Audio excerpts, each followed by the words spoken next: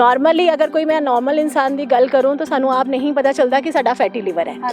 ये जदों तुसी अपना किसी भी रीजन करके तुहानू कोई डॉक्टर कोई भी रिकमेंड करता है कि तुसी अल्ट्रासाउंड ली जाओ तो वो तो सानू पता चलता है कि तुसी फैटी लीवर के शिकार हो। भुजिया खा रहे हैं, चाह दे नाल पूरा पैकेट भुजिया का खा रहे हैं, मट्ठी समोसे पनीर पकौड़े, क्योंकि जिन्ने भी डबल फ्राइड चीज़ा है ना, देखिए तुसी हलवाई की दुकान पर चले जाओ, समोसे पकौड़े मट्ठियाँ ये सब चीज़ां वो एक बार कच्चा तल के रख लेंदे फिर उन्होंने दोबारा तलते, मतलब डबल फ्राइड। सो घर दे विच भी कई लोगों का तरीका ही होंदा है चीज़ां बनाने कि कच्ची तल के रख लो फिर।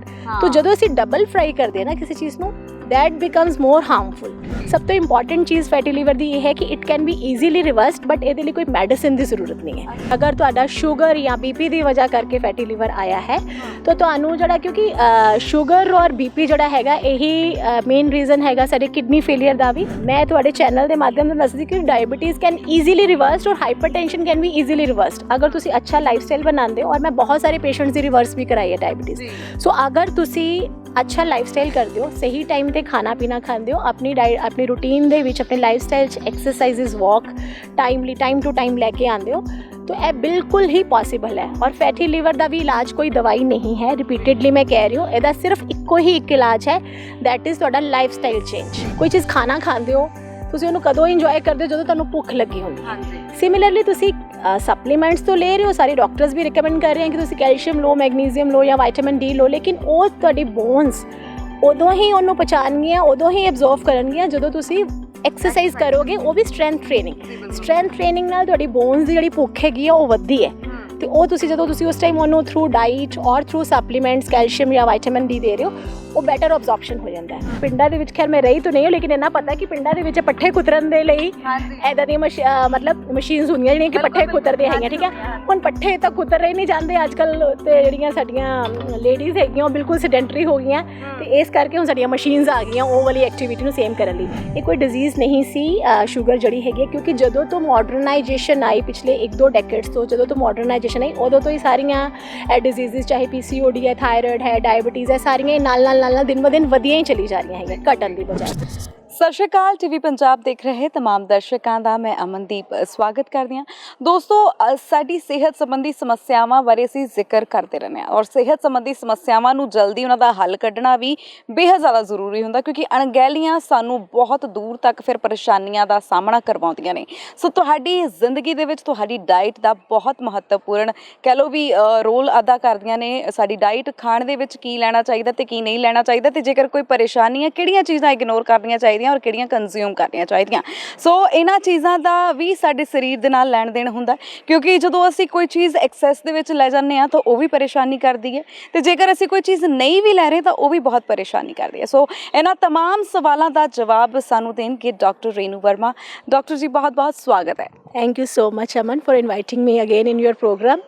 सो तुसी बहुत ही ज़्यादा अच्छी इंट्रोडक्शन दी है कि ओवर ईटिंग और असी बिना सोचे समझे जो भी कभी कुछ भी मूँह च पाते रहते हैं अपने पेट में डस्टबिन समझ के, तो ਉਹਦੇ ही बदले जोड़ा हैगा सानू अज शरीर ਦੀਆਂ परेशानियां ਜਿਹੜੀਆਂ ਹੈਗੀਆਂ कि बहुत ही कॉमन हो गई हैगियां, ਉਹ ਸਾਨੂੰ दिन ब दिन हर वर्ग ਦੇ ਜਿਹੜੇ ਹੈਗੇ ਨਾ ਲੋਕ ਉਹਨਾਂ ਨੂੰ ਦੇਖਣ ਨੂੰ ਮਿਲ ਰਹੀ ਹੈ। ਜੀ ਬਿਲकुल। ਸੋ ਡਾਕਟਰ ਸਾਹਿਬ ਤੁਸੀਂ ਦੇਖਿਆ ਹੋਣਾ ਅੱਜ ਕੱਲ ਕਾਮਨ ਜਿਹੜੀਆਂ ਬਿਮਾਰੀਆਂ ਨੇ ਉਹਨਾਂ ਵਿੱਚੋਂ ਇੱਕ ਹੈ ਫੈਟੀ ਲੀਵਰ। ਸੋ ਫੈਟੀ ਲੀਵਰ ਹੁੰਦਾ ਕੀ ਹੈ, ਪਹਿਲਾਂ ਤਾਂ ਇਹ ਜ਼रूर जानना चाहांगे।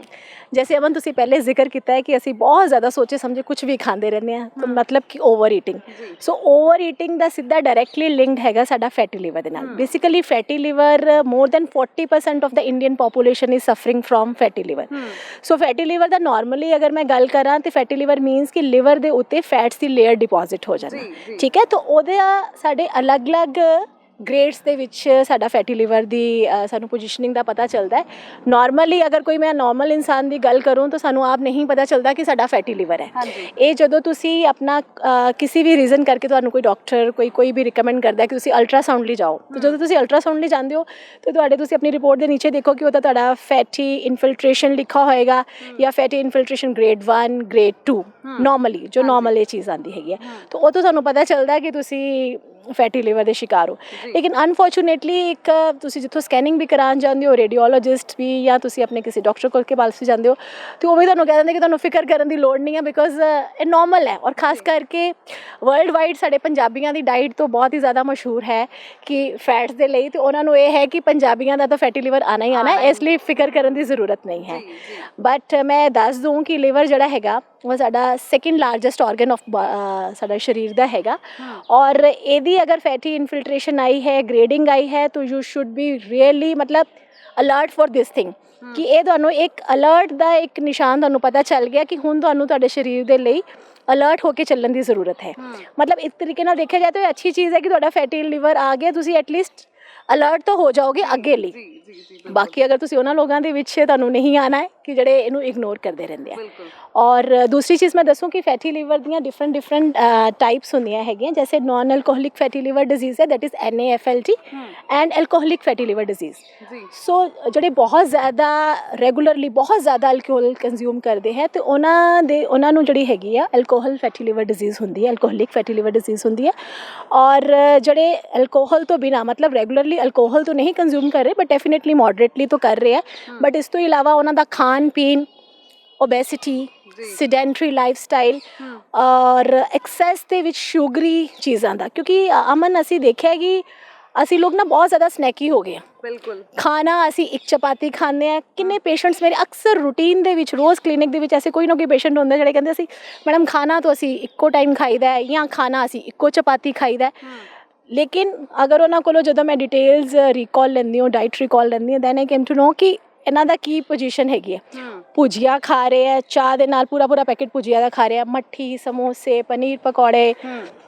ਇਸ ਤੋਂ ਇਲਾਵਾ ਜਿਹੜੀ ਸਾਡੀ ਪੰਜਾਬੀਆਂ ਦੀ ਭਾਜੀ ਹੈਗੀ ਹੈ ਉਹ ਬਹੁਤ ਹੀ ਮੇਨ ਕਲਪ੍ਰਿਟ ਹੈਗੀ ਹੈ, ਕਿਉਂਕਿ ਜਿੰਨੇ ਵੀ ਡਬਲ ਫਰਾਈਡ ਚੀਜ਼ਾਂ ਹੈ ਨਾ, ਕਿ ਤੁਸੀਂ ਹਲਵਾਈ ਦੀ ਦੁਕਾਨ 'ਤੇ ਚਲੇ ਜਾਓ, ਸਮੋਸੇ, ਪਕੌੜੇ, ਮੱਠੀਆਂ, ਇਹ ਸਭ ਚੀਜ਼ਾਂ ਉਹ ਇੱਕ ਵਾਰੀ ਕੱਚਾ ਤਲ ਕੇ ਰੱਖ ਲੈਂਦੇ, ਫਿਰ ਉਹਨਾਂ ਨੂੰ ਦੁਬਾਰਾ ਤਲਦੇ, ਮਤਲਬ ਡਬਲ ਫਰਾਈਡ। ਸੋ ਘਰ ਦੇ ਵਿੱਚ ਵੀ ਕਈ ਲੋਕਾਂ ਦਾ ਤਰੀਕਾ ਹੀ ਹੁੰਦਾ ਹੈ ਚੀਜ਼ਾਂ ਬਣਾਉਣ ਨੂੰ ਕਿ ਕੱਚੀ ਤਲ ਕੇ ਰੱਖ ਲਓ ਫਿਰ। ਤਾਂ ਜਦੋਂ ਅਸੀਂ ਡਬਲ ਫਰਾਈ ਕਰਦੇ ਹਾਂ ਨਾ ਕਿਸੇ ਚੀਜ਼ ਨੂੰ, that becomes more harmful। ਸੋ ਉਹ ਹਾਰਮਫੁਲ ਹੋ ਕੇ ਉਹੀ ਸਾਡਾ ਹੌਲੀ ਹੌਲੀ, ਕਿਉਂਕਿ ਇੱਕ ਤਾਂ ਸਾਡੀ ਕੈਲਰੀ ਇਨਟੇਕ ਬਹੁਤ ਜ਼ਿਆਦਾ ਹੋ ਰਿਹਾ ਹੈ, ਠੀਕ ਹੈ, ਪਲੱਸ ਇਹਨਾਂ ਚੀਜ਼ਾਂ ਤੋਂ ਕੈਲਰੀ ਇਨਟੇਕ ਹੋ ਰਿਹਾ, ਉਹ ਸਾਨੂੰ ਫਿਰ ਅੱਗੇ ਫੈਟੀ ਲਿਵਰ ਦੀ ਡਿਜ਼ੀਜ਼ ਦੀ ਤਰਫ ਲੈ ਕੇ ਜਾ ਰਿਹਾ ਹੈ। ਸੋ ਡਾਕਟਰ ਸਾਹਿਬ, ਜਿੱਦਾਂ ਤੁਸੀਂ ਦੱਸਿਆ ਕਿ ਜਿੱਦਾਂ ਹੁਣ ਕਹਿ ਲਓ ਵੀ ਅਸੀਂ ਹਾਫ ਡਨ ਕਰਕੇ ਡਬਲ ਫਰਾਈ ਕਰਕੇ ਖਾਂਦੇ ਹਾਂ, ਹੈ ਨਾ, ਔਰ ਭਾਜੀ ਭੁਜੀਆ ਖਾਂਦੇ ਹਾਂ। ਸੋ ਕਿਹੜੇ ਸਿੰਪਟਮਸ ਰਹਿੰਦੇ ਨੇ ਕਿ ਸਾਨੂੰ ਪਤਾ ਲੱਗ ਜਾਂਦਾ ਹੈ ਕਿ ਫੈਟੀ ਲਿਵਰ ਹੋ ਰਿਹਾ ਹੈ? ਅਨਫੋਰਚੂਨੇਟਲੀ ਅਮਨ, ਕਿ ਕਈ ਕੇਸਿਸ ਦੇ ਵਿੱਚ, ਕਾਫੀ ਸਾਰੇ ਕੇਸਿਸ ਦੇ ਵਿੱਚ ਫੈਟੀ ਲਿਵਰ ਦਾ ਕੋਈ ਸਿੰਪਟਮ ਨਹੀਂ ਆਉਂਦਾ।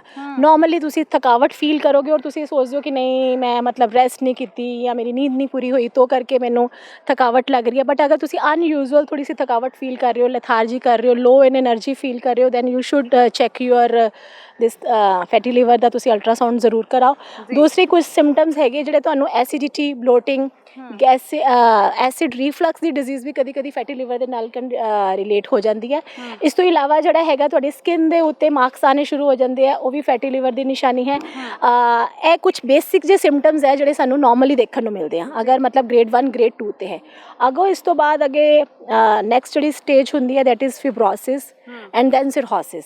ਫਿਬਰੋਸਿਸ ਤੱਕ ਦੇ ਜਿਹੜਾ ਫਿਬਰੋਸਕੈਨ ਹੈ ਉਹਦੇ ਤੋਂ ਪਤਾ ਚੱਲਦਾ ਫਾਈਬਰੋਸਕੈਨ ਤੋਂ, ਲੇਕਿਨ ਉਸ ਤੋਂ ਵੀ ਉਸ ਟਾਈਮ ਤੋਂ ਵੀ ਤੁਸੀਂ ਈਜ਼ੀਲੀ ਰਿਵਰਸ ਕਰ ਸਕਦੇ ਹੋ। ਸਭ ਤੋਂ ਇੰਪੋਰਟੈਂਟ ਚੀਜ਼ ਫੈਟੀ ਲਿਵਰ ਦੀ ਇਹ ਹੈ ਕਿ it can be easily reversed, but ਇਹਦੇ ਲਈ ਕੋਈ ਮੈਡੀਸਿਨ ਦੀ ਜ਼ਰੂਰਤ ਨਹੀਂ ਹੈ। Only dietary and lifestyle changes can easily like maintain your liver and can reverse your liver this fatty liver diseases। ਤੁਸੀਂ ਦੱਸਿਆ ਕਿ ਥੋੜੀ ਚੀਜ਼ਾਂ ਨੇ ਜਿਨ੍ਹਾਂ ਨੂੰ ਧਿਆਨ ਦੇ ਵਿੱਚ ਰੱਖਣ ਤੋਂ ਆਪਾਂ ਇਹਨੂੰ ਪ੍ਰੋਬਲਮ ਨੂੰ ਰਿਵਰਸ ਦੇ ਵਿੱਚ ਲੈ ਕੇ ਜਾ ਸਕਦੇ। ਸੋ ਉਹਨਾਂ ਦੀਆਂ ਉਹੀ ਪ੍ਰੀਕਾਸ਼ਨਸ ਜਿਹੜਾ ਨੇ ਜ਼ਰੂਰ ਜਾਨਣਾ ਚਾਹਾਂਗੇ ਕਿ ਕੀ ਪ੍ਰੀਕਾਸ਼ਨਸ ਹੁੰਦੇ ਨੇ। ਦੇਖੋ, ਜੈਸੇ ਜਦੋਂ ਜਿਸ ਚੀਜ਼ ਦਾ ਜੋ ਰੀਜ਼ਨਸ ਹੈ ਉਹਨਾਂ ਨੂੰ ਹੀ ਆਪਣਾ ਕਿਉਰ ਕਰਨਾ ਸਾਡੀ ਪ੍ਰੀਕਾਸ਼ਨਸ ਦੇ ਵਿੱਚ ਆ ਜਾਂਦਾ। ਜੈਸੇ ਕਿ ਮੈਂ ਰੀਜ਼ਨਸ ਦੱਸਿਆ ਕਿ ਓਬੈਸਿਟੀ ਤਾਂ ਸਭ ਤੋਂ ਮੇਜਰ ਰੀਜ਼ਨ ਹੈਗਾ, ਦੈਟ ਇਜ਼ ਓਬੀਜ਼, ਕਿ ਤੁਹਾਡਾ ਜਿਹੜਾ ਹੈਗਾ BMI ਜ਼ਿਆਦਾ ਆ ਰਿਹਾ, 38 ਤੋਂ ਜ਼ਿਆਦਾ ਆ ਰਿਹਾ ਹੈ, 40 ਜਾ ਰਿਹਾ, ਮੋਰ ਦੈਨ 40 ਆ ਰਿਹਾ ਹੈਗਾ, ਔਰ ਤੁਹਾਡਾ ਜਿਹੜੀ ਸੈਂਟਰਲ ਓਬੈਸਿਟੀ ਬਹੁਤ ਜ਼ਿਆਦਾ ਹੈਗੀ ਹੈ। ਇਸ ਤੋਂ ਇਲਾਵਾ ਤੁਸੀਂ ਅਗਰ ਡਾਇਬਟੀਜ਼ ਹੋ, ਕਾਫੀ ਸਾਲਾਂ ਤੋਂ ਕੰਟੀਨਿਊਸਲੀ ਤੁਹਾਡੇ ਬਲੱਡ ਸ਼ੂਗਰ ਲੈਵਲ ਜਿਹੜੇ ਹੈਗੇ ਆ ਵਧੇ ਹੋਏ ਹੈਗੇ ਆ, ਪਲੱਸ ਤੁਸੀਂ ਜਾਂ ਹਾਈਪਰਟੈਂਸ਼ਨ ਦੇ ਪੇਸ਼ੈਂਟ ਹੋ, ਮਤਲਬ ਹਾਈ ਬਲੱਡ ਪ੍ਰੈਸ਼ਰ ਦੇ ਪੇਸ਼ੈਂਟ ਹੋ, ਉਹ ਵੀ ਰੀਜ਼ਨ ਹੋ ਜਾਂਦਾ ਹੈਗਾ ਤੁਹਾਡਾ ਫੈਟੀ ਲਿਵਰ ਦੀ ਕੰਡੀਸ਼ਨ ਦੇ ਲਈ। ਔਰ ਇਸ ਤੋਂ ਇਲਾਵਾ ਤੁਹਾਡਾ ਸਿਡੈਂਟਰੀ ਲਾਈਫ ਸਟਾਈਲ, ਮਤਲਬ ਇਹ ਕੋਈ ਮੈਟਰ ਨਹੀਂ ਹੈ ਕਿ ਅਗਰ ਤੁਸੀਂ ओबीज ही हो तो ही ਤੁਹਾਨੂੰ फैटी लिवर होना। This is one of the reason but not in all reasons. कुछ लोग ਤੁਹਾਨੂੰ मैं ऐसे भी दिखा ਦਾਂਗੀ कि जिन्होंने ਤੁਹਾਨੂੰ लगेगा कि देखो ना तो अच्छा ये तो बिल्कुल पतला है, ਇਹਨੂੰ फैटी लिवर ਦੀ प्रॉब्लम नहीं होनी है, बट ऐसा नहीं है। अगर ਤੁਸੀਂ नॉर्मल वेट ਦੇ ਵਿੱਚ ਵੀ ਹੋ ਫਿਰ ਵੀ still you can have the fatty liver disease. ਔਰ ਅੱਜ ਇੱਕ ਚੀਜ਼ ਹੋਰ ਮੈਂ ਤੁਹਾਨੂੰ ਤੁਹਾਡੇ ਚੈਨਲ ਦੇ ਮਾਧਿਅਮ ਤੋਂ ਦੱਸਣਾ ਚਾਹੁੰਦੀ ਹਾਂ ਕਿ ਬੱਚਿਆਂ ਨੂੰ ਵੀ ਇਹ ਚੀਜ਼ ਓਨੀ ਹੀ ਜ਼ਿਆਦਾ ਕਾਮਨ ਹੋ ਗਈ ਹੈ ਜਿੰਨੀਆਂ ਕਿ ਵੱਡਿਆਂ ਨੂੰ ਹੋ ਗਈ ਹੈ। ਤਾਂ ਇਹ ਨਾਰਮਲੀ ਹੈ ਹੀ ਯੰਗ ਏਜ ਦੀ ਡਿਜ਼ੀਜ਼। 25 ਤੋਂ 45 ਸਾਲ ਦੇ ਲੋਕਾਂ ਨੂੰ ਜ਼ਿਆਦਾ ਫੈਟੀ ਲਿਵਰ ਦੀ ਪ੍ਰੋਬਲਮ ਆ ਰਹੀ ਹੈ, ਪਲੱਸ 6-6 7-7 ਸਾਲ ਦੇ ਬੱਚਿਆਂ ਨੂੰ ਵੀ ਫੈਟੀ ਲਿਵਰ ਦੀ ਕੰਡੀਸ਼ਨ ਅੱਜ ਦੇ ਟਾਈਮ ਦੇ ਵਿੱਚ ਹੋ ਰਹੀ ਹੈਗੀ ਹੈ।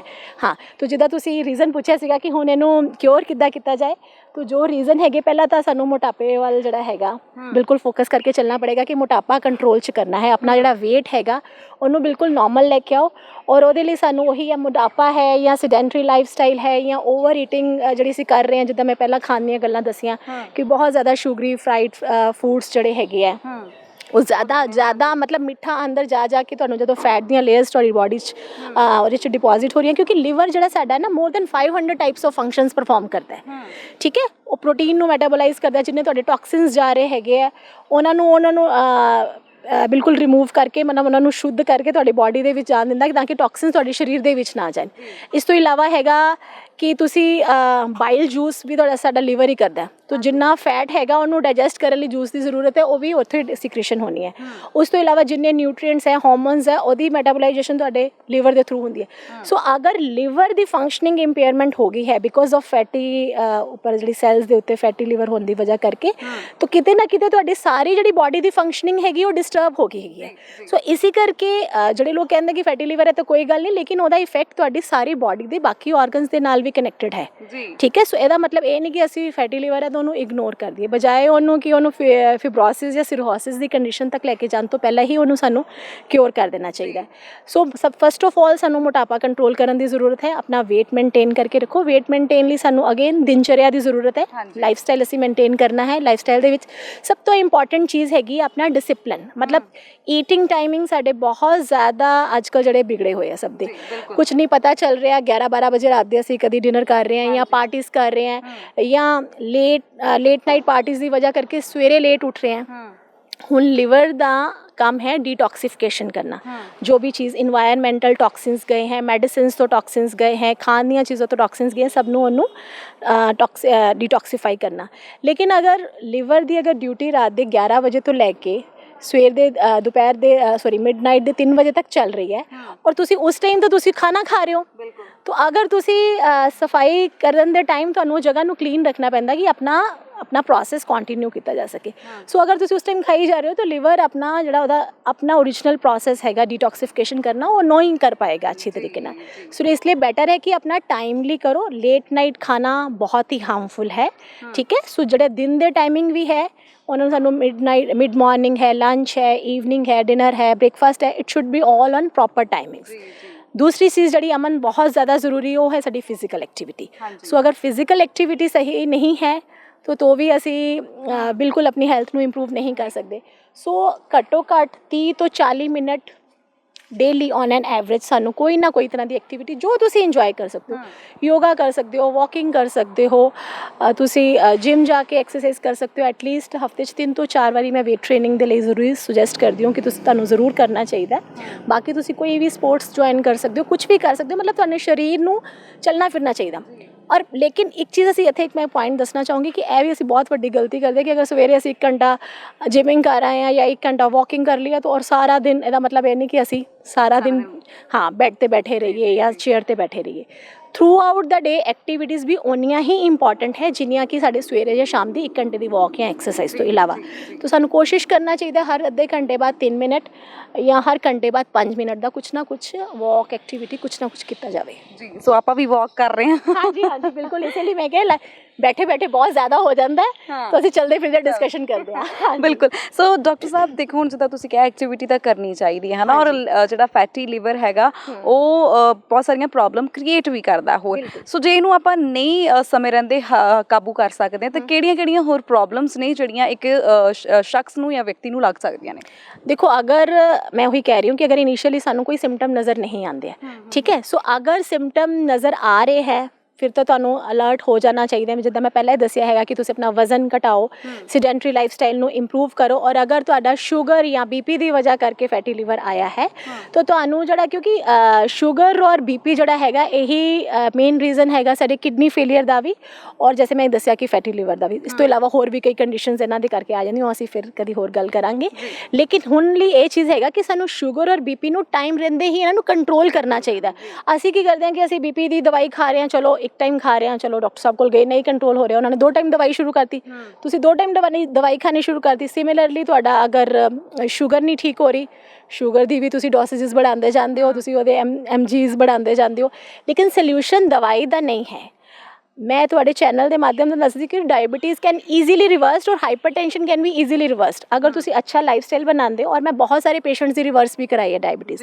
ਸੋ ਅਗਰ ਤੁਸੀਂ ਅੱਛਾ ਲਾਈਫਸਟਾਈਲ ਕਰਦੇ ਹੋ, ਸਹੀ ਟਾਈਮ 'ਤੇ ਖਾਣਾ ਪੀਣਾ ਖਾਂਦੇ ਹੋ, ਆਪਣੀ ਰੂਟੀਨ ਦੇ ਵਿੱਚ ਆਪਣੇ ਲਾਈਫਸਟਾਈਲ 'ਚ exercises, walk time to time ਲੈ ਕੇ ਆਉਂਦੇ ਹੋ, तो ਇਹ ਬਿਲਕੁਲ ਹੀ ਪੋਸੀਬਲ ਹੈ। ਔਰ ਫੈਟੀ ਲੀਵਰ ਦਾ ਵੀ ਇਲਾਜ ਕੋਈ ਦਵਾਈ ਨਹੀਂ ਹੈ, ਰਿਪੀਟਡਲੀ ਮੈਂ ਕਹਿ ਰਹੀ ਹਾਂ, ਇਹਦਾ ਸਿਰਫ ਇੱਕੋ ਹੀ ਇੱਕ ਇਲਾਜ ਹੈ, ਦੈਟ ਇਜ਼ ਤੁਹਾਡਾ ਲਾਈਫਸਟਾਈਲ ਚੇਂਜ।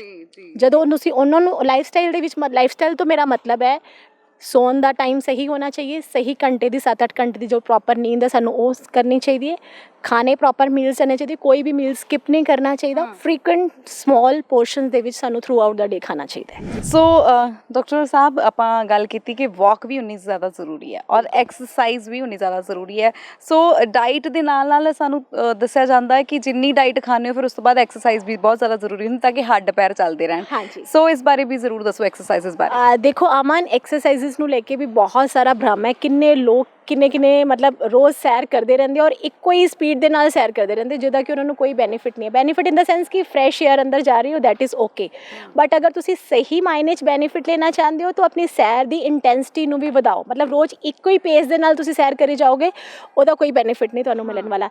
ਮਤਲਬ ਤੁਸੀਂ ਅਗਰ 2 ਚੱਕਰ ਇੱਕ ਸਪੀਡ ਨਾਲ ਲਗਾਇਆ, 2 ਥੋੜਾ ਰਨਿੰਗ 'ਚ ਲਗਾਓ, थोड़ा जॉगिंग लेके आओ, तो डिफरेंट एक्टिविटीज़ करनी चाहिए। दूसरे अगर मैं जिम की गल करूँ तो क्योंकि जिमिंग ਦੇ ਵਿੱਚ ਆਪਾਂ ਕਰਦੇ ਹਾਂ ਵੇਟ ਟ੍ਰੇਨਿੰਗ, ਤੁਸੀਂ ਘਰ ਦੇ ਵਿੱਚ ਵੀ ਆਪਣੇ ਡੰਬਲਸ ਔਰ ਮਸ਼ੀਨਸ ਲਾ ਕੇ ਲਗਾ ਸਕਦੇ ਹੋ, ਲੇਕਿਨ ਜਿਮ ਦੇ ਵਿੱਚ ਵੇਟ ਟ੍ਰੇਨਿੰਗ ਕਰਨਾ ਓਨਾ ਹੀ ਇੰਪੋਰਟੈਂਟ ਹੈ ਜਿੰਨਾ ਅਸੀਂ ਸੈਰ ਜਾਂ ਯੋਗਾ ਕਰਨਾ ਇੰਪੋਰਟੈਂਟ ਹੈ। ਬਿਕੋਜ਼ ਤੁਸੀਂ ਦੇਖਿਆ ਹੈ ਕਿ ਅੱਜ ਕੱਲ੍ਹ ਹੱਡੀਆਂ ਦੀ ਪ੍ਰੋਬਲਮ ਲੇਡੀਜ਼ ਨੂੰ ਬਹੁਤ ਜ਼ਿਆਦਾ ਆ ਰਹੀ, ਕਿਉਂਕਿ 50 ਤੋਂ ਬਾਅਦ ਆਸਟੀਓਪੋਰੋਸਿਸ ਦੀ ਪ੍ਰੋਬਲਮ ਆ ਜਾਂਦੀ ਹੈ। ਅਗੇਨ ਉਹਦੇ ਬਾਰੇ ਆਪਾਂ ਫਿਰ ਕਿਸੇ ਹੋਰ ਟੌਪਿਕ 'ਚ ਡਿਟੇਲ ਨਾਲ ਗੱਲ ਕਰਾਂਗੇ। ਤਾਂ ਹੱਡੀਆਂ ਜਿਹੜੀਆਂ ਸਾਡੀਆਂ ਹੈਗੀਆਂ ਉਹ ਕੈਲਸ਼ੀਅਮ ਔਰ ਵਿਟਾਮਿਨ ਡੀ, ਮੈਗਨੀਜ਼ੀਅਮ, K2 ਕੰਬੀਨੇਸ਼ਨ ਦੇ ਨਾਲ, ਕਿਉਂਕਿ ਏਜ ਦੇ ਨਾਲ ਸਾਡੀ ਬੋਨ ਡੈਂਸਿਟੀ ਘਟਦੀ ਜਾਂਦੀ, 20-22 ਸਾਲ ਦਾ ਸਾਡਾ ਪੀਕ ਲੈਵਲ ਬੋਨ ਡੈਂਸਿਟੀ ਦਾ ਪਹੁੰਚਦਾ, ਉਸ ਤੋਂ ਬਾਅਦ ਸਾਡਾ ਘਟਦਾ ਜਾਂਦਾ ਹੈ। ਅਤੇ ਬੋਨ ਡੈਂਸਿਟੀ ਨੂੰ ਏਜ ਦੇ ਨਾਲ ਵਧਾ ਕੇ ਰੱਖਣ ਦੇ ਲਈ ਸਾਨੂੰ ਐਕਸਰਸਾਈਜ਼ ਬਹੁਤ ਜ਼ਰੂਰੀ। ਹੁਣ ਤੁਸੀਂ ਮੈਂ ਐਗਜ਼ਾਮਪਲ ਦਿੰਦੀ ਕਿ ਤੁਸੀਂ ਕੋਈ ਚੀਜ਼ ਖਾਣਾ ਖਾਂਦੇ ਹੋ, ਤੁਸੀਂ ਉਹਨੂੰ ਕਦੋਂ ਇੰਜੋਏ ਕਰਦੇ ਹੋ, ਜਦੋਂ ਤੁਹਾਨੂੰ ਭੁੱਖ ਲੱਗੀ ਹੁੰਦੀ ਹੈ।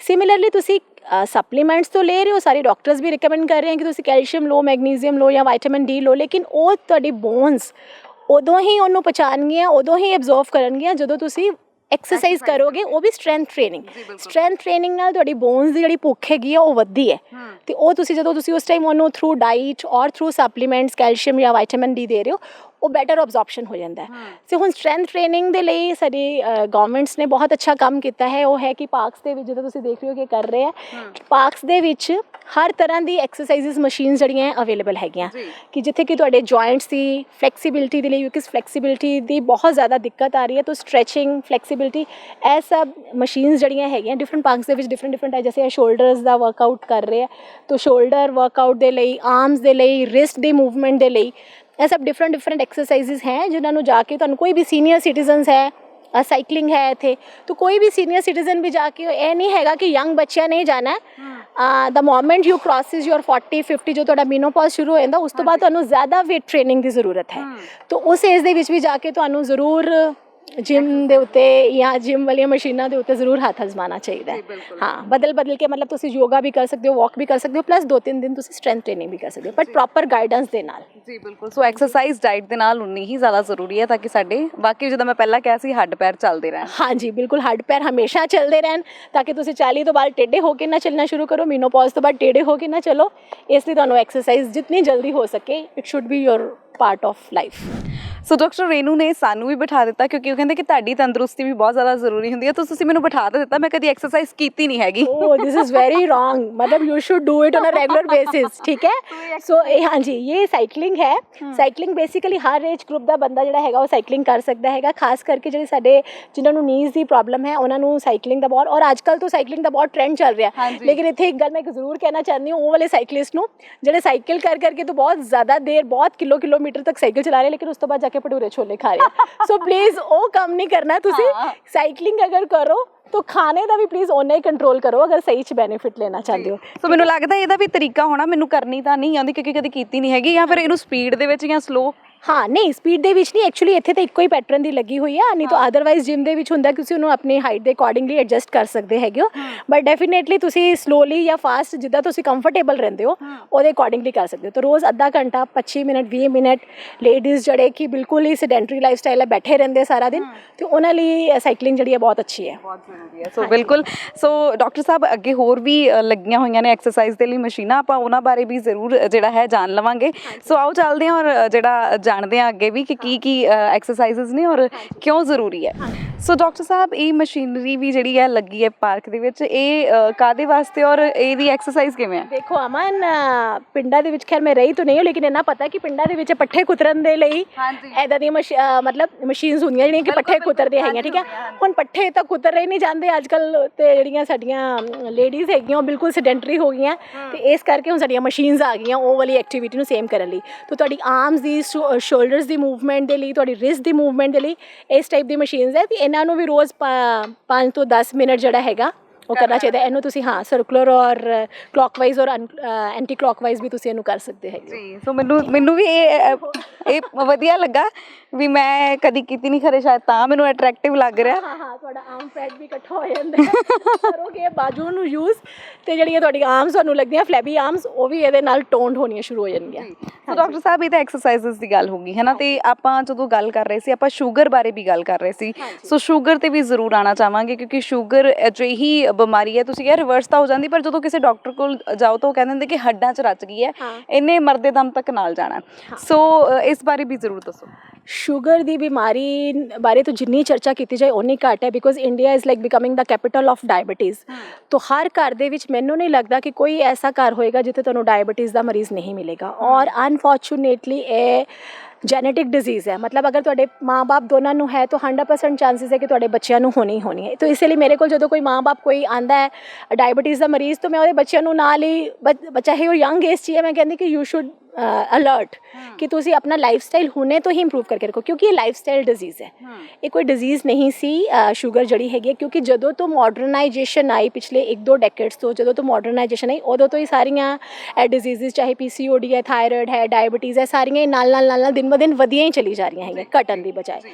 ਔਰ ਇੱਕ ਹੋਰ ਦੁੱਖ ਦੀ ਗੱਲ ਹੈ ਕਿ ਦਵਾਈਆਂ ਨੇ ਇਹਨਾਂ ਨੂੰ ਕਿਸੇ ਨੂੰ ਵੀ ਕੰਟਰੋਲ ਤੋਂ ਨਹੀਂ ਕੀਤਾ, ਠੀਕ ਹੈ ਨਾ, ਮਤਲਬ ਉਹਨਾਂ ਨੂੰ ਕੰਟਰੋਲ ਕਰਕੇ ਰੱਖਿਆ ਲੇਕਿਨ ਉਹਨੂੰ ਰਿਮੂਵ ਨਹੀਂ ਕੀਤਾ, ਉਹਨੂੰ ਸਪਰੈਸ ਕੀਤਾ ਡਿਜ਼ੀਜ਼ਸ ਨੂੰ। ਸੋ ਇਹਨਾਂ ਡਿਜ਼ੀਜ਼ਸ ਨੂੰ ਅਗਰ ਤੁਸੀਂ ਰਿਮੂਵ ਕਰਨਾ ਹੈ, ਆਪਣੀ ਲਾਈਫ 'ਚੋਂ ਕੱਢਣਾ ਹੈ, ਆਪਣੇ ਆਉਣ ਵਾਲੀ ਜਿਹੜੀ ਪੀੜ੍ਹੀ ਹੈ ਉਹਨਾਂ ਲਈ ਵੀ ਇਹਨਾਂ ਨੂੰ ਬਚਾ ਕੇ ਰੱਖਣਾ, ਉਹਨਾਂ ਲਈ ਕੁਝ ਅੱਛਾ ਕਰਨਾ ਚਾਹੁੰਦੇ ਹੋ ਤਾਂ ਅੱਜ ਤੋਂ ਪਲੀਜ਼ ਆਪਣਾ ਲਾਈਫ ਸਟਾਈਲ ਇੰਪਰੂਵ ਕਰੋ। ਲਾਈਫ ਸਟਾਈਲ ਦੇ ਲਈ ਡਾਇਬਟੀਜ਼ ਲਈ ਵੀ ਕੋਈ ਬਹੁਤ ਜ਼ਿਆਦਾ ਕੋਈ ਰੌਕਟ ਸਾਇੰਸ ਨਹੀਂ ਹੈ ਉਹਨਾਂ ਨੂੰ ਠੀਕ ਕਰਨ ਦੇ ਲਈ, ਕੁਝ ਨਹੀਂ ਕਰਨਾ, ਲੇਕਿਨ ਅਸੀਂ ਸਭ ਤੋਂ ਪਹਿਲਾਂ ਤਾਂ ਮੈਂ ਕਿਹਾ ਕਿ ਐਕਟੀਵਿਟੀਜ਼, ਸੈਰ, yoga, frequent walks is must. After meals walk 10-10 minute the walks ਜਿਹੜੀ ਹੈਗੀ ਹੈ ਬਹੁਤ ਜ਼ਿਆਦਾ ਜ਼ਰੂਰੀ ਹੈ। ਇਸ ਤੋਂ ਇਲਾਵਾ ਛੋਟੇ ਮੀਲਸ, ਅਸੀਂ ਓਵਰ ਈਟਿੰਗ ਬਹੁਤ ਕਰ ਰਹੇ ਹਾਂ, ਬਹੁਤ ਜ਼ਿਆਦਾ ਓਵਰ ਈਟਿੰਗ ਕਰ ਰਹੇ ਹਾਂ। ਕੋਈ ਚੀਜ਼ ਟੇਸਟੀ ਲੱਗ ਰਹੀ ਹੈ ਓਵਰ ਹੀ ਖਾਈ ਜਾ ਰਹੇ हैं, नहीं टेस्टी लग रही हैं तो किन्ने घंटे का गैप कर रहे हैं, मतलब सवेरे 9 बजे के परांठे टेस्टी लगे ठीक है और उस बाद सीधा ही 3-4 बजे खाना खा रहे हैं, ये बहुत ज़्यादा कॉमन देखने को मिल रही है। सो ਇਹ टोटली रॉन्ग चीज़ है। ਤੁਹਾਨੂੰ ਛੋਟੇ ਮੀਲ ਜਿਹੜੇ ਤੁਸੀਂ ਡਾਈਜੈਸਟ ਕਰ ਸਕਦੇ ਹੋ, ਅਗੇਨ ਫੈਟੀ ਲੀਵਰ ਦੇ ਨਾਲ ਵੀ ਇਹਦਾ ਰਿਲੇਸ਼ਨ ਹੈ। तो अगर ਤੁਸੀਂ ਫੈਟੀ ਲੀਵਰ ਠੀਕ ਕਰਨਾ ਹੈ, ਡਾਇਬਟੀਜ਼ ਠੀਕ ਕਰਨੀ ਹੈ, तो ਛੋਟੇ ਮੀਲਸ ਜਿੰਨਾ ਤੁਸੀਂ ਡਾਈਜੈਸਟ ਕਰ ਸਕਦੇ ਹੋ ਉਹ ਲਵੋ। ਉਸ ਤੋਂ ਇਲਾਵਾ ਜਿੰਨੇ ਵੀ ਅਨਹੈਲਦੀ ਫੈਟਸ ਹੈਗੇ ਆ, ਅਨਹੈਲਦੀ ਜਿਹੜੇ ਸਿੰਪਲ ਕਾਰਬਸ ਹੈਗੇ ਆ ਉਹਨਾਂ ਨੂੰ ਆਪਣੀ ਡਾਈਟ 'ਚੋਂ ਰਿਮੂਵ ਕਰੋ। ਸਿੰਪਲ ਕਾਰਬਸ ਤੋਂ ਮੇਰਾ ਮਤਲਬ ਹੈਗਾ ਕਿ ਮੈਦੇ ਦੀਆਂ ਬਣੀਆਂ ਹੋਈਆਂ ਸਾਰੀਆਂ ਚੀਜ਼ਾਂ, ਬੇਕਰੀ ਦੇ ਸਾਰੇ ਪ੍ਰੋਡਕਟਸ ਹੈ, ਅਨਹੈਲਦੀ ਆਇਲਸ ਹੈ ਜਿਹਦੇ ਕਿ ਰਿਫਾਈਨਡ ਆਇਲ ਜਿੰਨੇ ਵੀ ਮਿਲ ਰਹੇ ਹੈ ਉਹਨਾਂ ਨੂੰ ਰਿਮੂਵ ਕਰੋ। ਔਰ ਰॉ ਚੀਜ਼ਾਂ ਨੂੰ ਅਸੀਂ ਖਾਣਾ ਬੰਦ ਕਰਤਾ। ਉਹਦੀ ਵਜ੍ਹਾ ਕਰਕੇ ਜਦੋਂ ਅਸੀਂ ਹੁਣ ਕਦੀ ਸੈਲਡਸ ਵਗੈਰਾ ਖਾਂਦੇ ਵੀ ਤਾਂ ਸਾਨੂੰ ਬਲੋਟਿੰਗ ਫੀਲ ਹੋਣ ਲੱਗ ਪੈਂਦੀ ਹੈ, ਕਿਉਂਕਿ ਬਾਡੀ ਰॉ ਚੀਜ਼ਾਂ ਨੂੰ ਡਾਈਜੈਸਟ ਹੀ ਨਹੀਂ ਕਰ ਪਾ ਰਹੀ ਹੈ। ਇਨੀਸ਼ੀਅਲੀ ਅਗਰ ਤੁਸੀਂ ਸਟਾਰਟ ਕਰਨਾ ਹੈ ਤਾਂ ਤੁਸੀਂ ਸੂਪਸ ਲੈ ਸਕਦੇ ਹੋ, ਜਾਂ ਥੋੜੀ ਅਸੀਂ ਬਲਾਂਚਡ ਜਾਂ ਸੌਟੇ ਵੈਜੀਟੇਬਲਸ ਆਪਣੀ ਡਾਈਟ ਦੇ ਵਿੱਚ ਜ਼ਰਾ ਇੱਕ ਪੋਰਸ਼ਨ ਜ਼ਰਾ ਹੈਗਾ ਹੈਲਦੀ ਪਲੇਟਿੰਗ ਮੈਥਡ ਇਹਨੂੰ ਕਹਿੰਦੇ ਆ, ਕਿ ਤੁਹਾਡੀ ਹਾਫ ਪਲੇਟ ਜਿਹੜੀ ਹੈਗੀ ਹੈ it should be filled with veggies. ਤੁਸੀਂ ਨਹੀਂ ਕੱਚੀਆਂ ਪਚਾ ਪਾ ਰਹੇ ਹੋ ਹਲੇ ਤਾਂ ਉਹਨਾਂ ਨੂੰ ਸਟੀਮ ਕਰਕੇ ਖਾਓ, ਸੌਟੇ ਕਰਕੇ ਖਾਓ, ਬਟ ਬੋਇਲ ਕਰਕੇ ਨਹੀਂ ਖਾਣਾ। ਸਟੀਮ ਜਾਂ ਸੌਟੇ ਕਰ ਸਕਦੇ ਹੋ ਉਹਨਾਂ ਨੂੰ, ਉਸ ਫਾਰਮ ਦੇ ਲਓ, ਜਾਂ ਵੈਜੀਟੇਬਲ ਜੂਸਿਸ ਵੀ ਬਣਾ ਸਕਦੇ ਹੋ, ਉਹ ਪੀ ਸਕਦੇ ਹੋ, ਠੀਕ ਹੈ। ਇਸ ਤੋਂ ਇਲਾਵਾ ਸੂਪਸ ਤੋਂ ਬੈਸਟ ਚੀਜ਼ ਹੈ, ਸੂਪਸ ਲਓ। ਔਰ ਇੱਕ ਇੰਪੋਰਟੈਂਟ ਚੀਜ਼ ਹੋਰ ਹੈਗੀ ਹੈ ਡਾਇਬਟੀਜ਼ ਵਾਸਤੇ, ਉਹ ਹੈਗਾ ਕਿ ਪ੍ਰੋਟੀਨ। ਅਸੀਂ ਪ੍ਰੋਟੀਨ 'ਚ ਵੀ ਬਹੁਤ ਪਿੱਛੇ ਹੈਗੇ ਹਾਂ, ਮਤਲਬ ਪੰਜਾਬੀ ਦਾ ਮਤਲਬ ਕਿ high carbs and high fats, so there is no place of proteins. ਤਾਂ ਪ੍ਰੋਟੀਨ ਧਿਆਨ ਦਿਓ ਕਿ ਤੁਹਾਡੇ ਹਰ ਇੱਕ ਈਚ ਮੀਲ ਦੇ ਵਿੱਚ ਪ੍ਰੋਟੀਨ ਦਾ ਜਿਹੜਾ ਪੋਰਸ਼ਨ ਹੈ ਉਹ ਜ਼ਰੂਰ ਹੋਣਾ ਚਾਹੀਦਾ। ਪ੍ਰੋਟੀਨ ਤੋਂ ਮੇਰਾ ਭਾਵ ਹੈ ਦਹੀਂ, ਦੁੱਧ, ਦਾਲਾਂ, ਡਿਫਰੈਂਟ ਵੈਰਾਈਟੀ ਦੀਆਂ ਦਾਲਾਂ, ਉਹਨਾਂ ਨੂੰ ਸਪਰਾਊਟਸ ਕਰਕੇ ਖਾਓ, ਰਾਜਮਾ, ਛੋਲੇ, ਮੂੰਗਫਲੀ, ਮਖਾਨੇ ਹੈ ਜੈਸੇ ਕੈਲਸ਼ੀਅਮ ਹੈ। ਉਸ ਤੋਂ ਇਲਾਵਾ ਤੁਸੀਂ ਘਰ ਦਾ ਬਣਿਆ ਹੋਇਆ ਪਨੀਰ, ਟੋਫੂ, ਇਹ ਸਾਰੀਆਂ ਚੀਜ਼ਾਂ ਨੂੰ ਸਾਰੀ ਆਪਣੀ ਦਿਨਚਰਿਆ ਦੇ ਵਿੱਚ ਛੋਟੇ ਛੋਟੇ ਮੀਲਸ ਦੇ ਵਿੱਚ, ਸਨੈਕਸ ਹੋਵੇ ਚਾਹੇ ਤੁਹਾਡਾ ਮੇਨ ਮੀਲ ਹੋਵੇ, ਉਹਦੇ 'ਚ ਜ਼ਰੂਰ ਸ਼ਾਮਿਲ ਕਰੋ। ਸੋ ਬਹੁਤ ਬਹੁਤ ਸ਼ੁਕਰੀਆ doctor Renu. Thank you so much Aman ji. So ਇਹ ਤਾਂ ਨੈਵਰ ਐਂਡਿੰਗ ਟੌਪਿਕ ਆ, ਔਰ ਬਹੁਤ ਸਾਰੀਆਂ ਚੀਜ਼ਾਂ ਚੋਈਆਂ ਨੇ ਜਿਹੜੀਆਂ ਅਸੀਂ ਡਾਕਟਰ ਰੀਨੂ ਦੇ ਨਾਲ ਸਾਂਝੀਆਂ ਕਰਦੇ ਰਵਾਂਗੇ ਔਰ ਤੁਹਾਡੇ ਰੂਬਰੂ ਕਰਦੇ ਰਵਾਂਗੇ। ਫਿਲਹਾਲ ਦੇ ਲਈ ਫੈਟੀ ਲਿਵਰ ਕਿੰਨਾ ਘਾਤਕ ਹੈ ਤੁਹਾਡੇ ਲਈ, ਓਵਰ ਈਟਿੰਗ ਕਿੰਨੀ ਘਾਤਕ ਹੈ, ਸ਼ੂਗਰ ਦੀ ਬਿਮਾਰੀ ਕਿੰਨੀ ਕੁ ਘਾਤਕ ਹੈ, ਔਰ ਬਹੁਤ ਸਾਰੀਆਂ ਚੀਜ਼ਾਂ ਜਿਹੜੀਆਂ ਸਾਡੀ ਜ਼ਿੰਦਗੀ ਦੇ ਵਿੱਚ ਸਾਡੀ ਲਾਈਫ ਸਟਾਈਲ ਲਈ ਜ਼ਰੂਰੀ ਹੈ ਔਰ ਕਿਹੜੀਆਂ ਇਗਨੋਰ ਕਰਨੀਆਂ ਚਾਹੀਦੀਆਂ, ਸਾਡੇ ਨਾਲ ਸਾਂਝਾ ਕੀਤਾ ਡਾਕਟਰ ਰੀਨੂ ਵਰਮਾ ਹੋਣਾ ਨੇ। ਬਹੁਤ ਬਹੁਤ ਸ਼ੁਕਰੀਆ ਡਾਕਟਰ ਸਾਹਿਬ, ਇੰਨੀ ਖੂਬਸੂਰਤ ਜਾਣਕਾਰੀ ਸਾਡੇ ਦਰਸ਼ਕਾਂ ਦੇ ਨਾਲ ਸਾਂਝੀ ਕਰਨ ਦੇ ਲਈ। ਸੋ ਮਚ ਅਮਨ। ਔਰ ਮੈਨੂੰ ਤਾਂ ਇੰਨੀ ਜ਼ਿਆਦਾ ਇਸ ਚੀਜ਼ ਤੋਂ ਖੁਸ਼ੀ ਹੁੰਦੀ ਹੈਗੀ, ਅਗਰ ਮੇਰੇ ਥਰੂ ਅਗਰ ਕਿਸੇ ਦਾ ਇੱਕ ਜਣੇ ਦਾ ਵੀ ਭਲਾ ਹੋ ਜਾਂਦਾ ਹੈ ਤਾਂ ਮੇਰੇ ਲਈ ਬਹੁਤ ਹੀ ਇੱਕ ਅੱਛੀ ਮਾਣ ਵਾਲੀ ਗੱਲ ਹੋਏਗੀ। ਸੋ ਪਲੀਜ਼ ਸਭ ਜਣੇ ਆਪਣਾ ਧਿਆਨ ਰੱਖੋ, ਫਿਟ ਰਹੋ ਤੇ ਹੈਲਦੀ ਰਹੋ। ਸੋ ਅੱਜ ਦੇ ਲਈ ਇੰਨਾ ਹੀ, ਹੁਣ ਇਜਾਜ਼ਤ ਲਵਾਂਗੇ। ਕੈਮਰਾਮੈਨ ਰਵਿੰਦਰ ਦੇ ਨਾਲ ਮੈਂ ਅਮਨਦੀਪ, TV ਪੰਜਾਬ।